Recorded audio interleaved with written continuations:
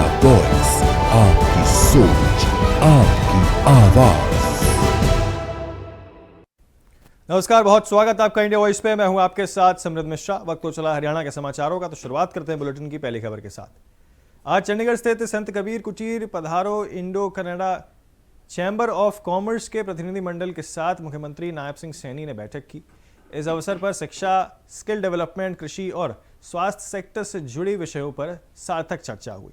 AI और smart governance जैसे महत्वपूर्ण और इसी के साथ भविष्यमुखी क्षेत्रों के साथ काम करने पर विस्तृत चर्चा भी की गई।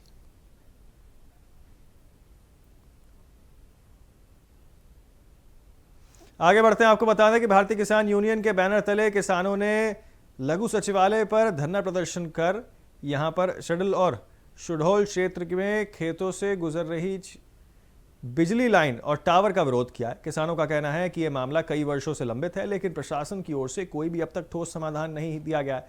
भारतीय किसान यूनियन के नेता सुभाष चौधरी ने बताया कि यहां पर शुडल सहोल के खेतों में केवी की लाइन आने से, जिसकी वजह से किसान लगातार विरोध कर रहे थे। उन्होंने कहा है कि मामला पिछले करीब 5 वर्षों से चल रहा है, लेकिन अभी तक किसानों की मांगों को गंभीरता से नहीं लिया गया है।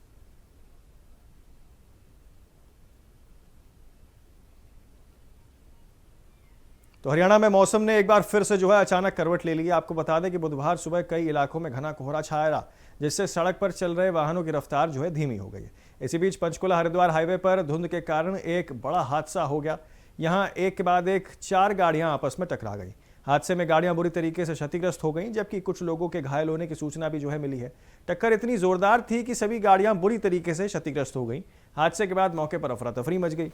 स्थानीय लोगों ने तुरंत घायलों की मदद की और पुलिस को सूचना दी है। बताया जा रहा है कि हादसे में कुछ लोगों को चोटें भी आई हैं, जिन्हें इलाज के लिए अस्पताल भेजा गया है।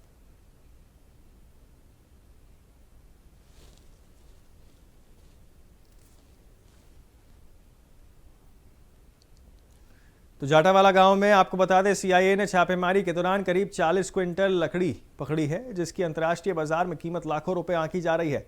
पुलिस को सूचना मिली थी कि गांव से लकड़ी को भरकर बाजार में बेचा जाएगा।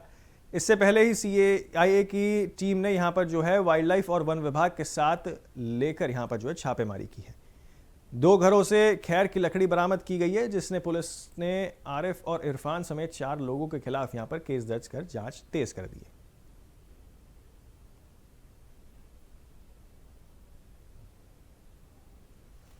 अमेरिका और ईरान के बीच बढ़ते तनाव की आंच अब सीधे आम आदमी की रसोई तक पहुंचते हुए नजर आ रही है। हरियाणा के यमुनानगर में गैस सिलेंडर को लेकर हाहाकार वो मचा हुआ है।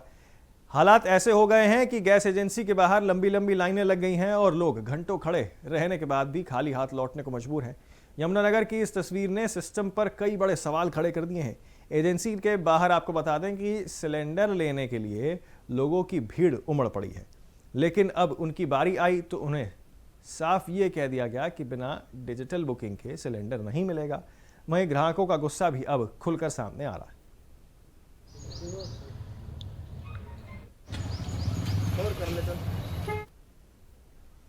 आगे बढ़ते हैं, आपको बता दें कि अंबाला में महिला आयोग की अध्यक्ष रेणु भाटिया ने अंबाला में जनसुनवाई के दौरान अंबाला और यमुनानगर में आई महिलाओं की शिकायतें सुनी हैं। इस दौरान कुल 22 शिकायतें प्राप्त हुई, जिसमें से अधिकांश का मौके पर ही निस्तारण किया जा चुका है, जबकि 4 मामलों की अगली सुनवाई के लिए स्थगित किया गया। इस दौरान उन्होंने बताया कि गायक बादशाह को उनके गीत टटीरी की लेकर यहाँ नोटिस भी जारी किया गया और उन्हें 13 तारीख को आयोग के सामने पेश होना होगा। भाटिया ने यह भी कहा कि गीत महिलाओं और बेटियों के लिए अपमानजनक संदेश देता है। उन्होंने कहा कि कलाकार की ओर से मांगी गई माफ़ी स्वीकार नहीं है। भाटिया के अनुसार इस मामले ने 3 प्राथमिकी दर्ज की है और शिकायतों पर आगे कार्रवाई की जाएगी।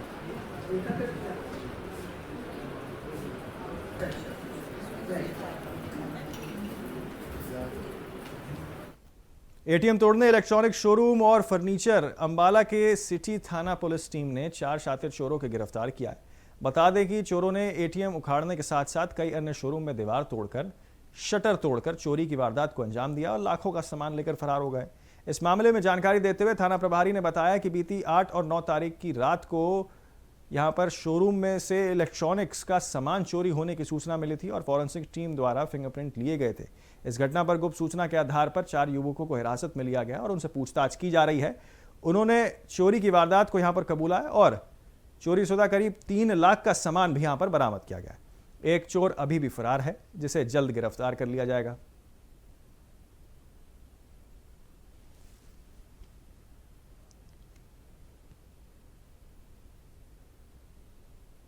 तो अंबाला शहर के प्रेमनगर इलाके में इन दिनों गंदगी और पानी की निकासी की समस्या से स्थानीय लोग काफी ज्यादा परेशान हैं।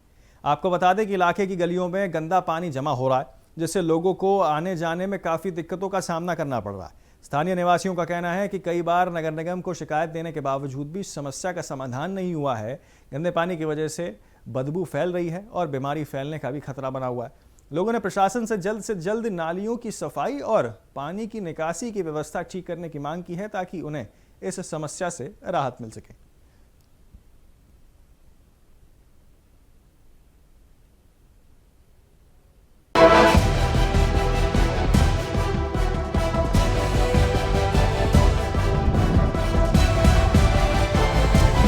इंडिया वॉइस, आपकी सोच, आपकी आवाज।